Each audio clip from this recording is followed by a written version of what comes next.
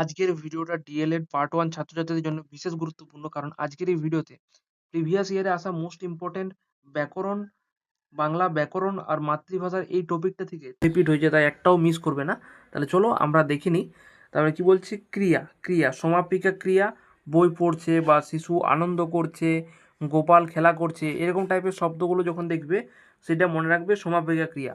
এগুলো কিন্তু মনে রাখতে হবে। আমি সহজ ভাষায় বলে দিয়েছি, এক লাইনে করে দিয়েছি, এরকম কোনো বইয়ে থাকবে না। এগুলো আমি নিজে তৈরি করে রেডি করেছি। তো খুব গুরুত্বপূর্ণ প্রশ্ন, ঠিক আছে। সমাপিকা ক্রিয়া, আমরা অসমাপিকা ক্রিয়া দেখবো। এবার অসমাপিকা ক্রিয়া কী রয়েছে? অসমাপিকা ক্রিয়াতে রয়েছে খেলার ছলে পড়তে ভালোবাসে, তারপরে হচ্ছে রাখাল খেলা করে, তারপরে ক্রিয়াপদ।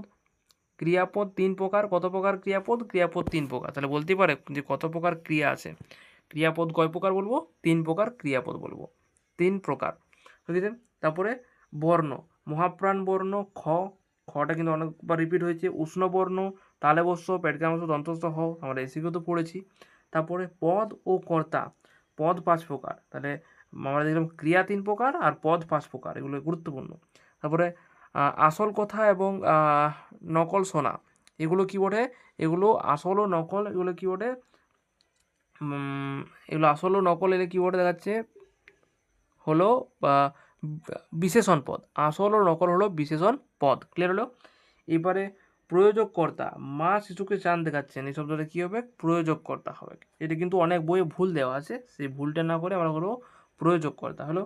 তা শব্দ ও অনন্য, ভ্রাতা, মানে শব্দ ও অন্য মানে কি? ভ্রাতা, এটা কী মানে কী বটে? তৎসম শব্দ বটে। তারপরে তদ্ভব শব্দের ব্যবহার সাধু ভাষায় দেখা যায়, ঠিক আছে। তারপরে কৃতজ্ঞ শব্দের বিপরীত কৃতঘ্ন।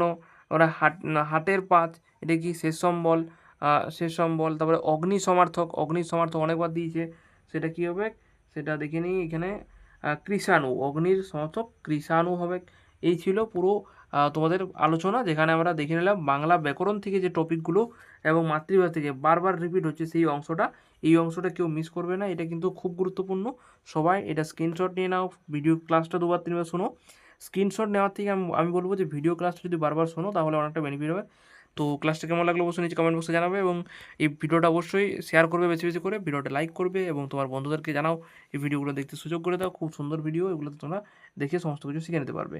নেক্সট ক্লাসে আমরা আলোচনা করবো আরও টপিক, পেডাগজি এবং এমনি খুঁটিনাটি তথ্য যেগুলো কিন্তু বারবার আসে, ওইটাই লাস্ট টপিক। আমরা তারপরে এমসিকিউ আমাদের প্রায় শেষের দিকে হয়ে যাবে, তারপরে আমরা অন্য সাবজেক্ট ধরে নেব।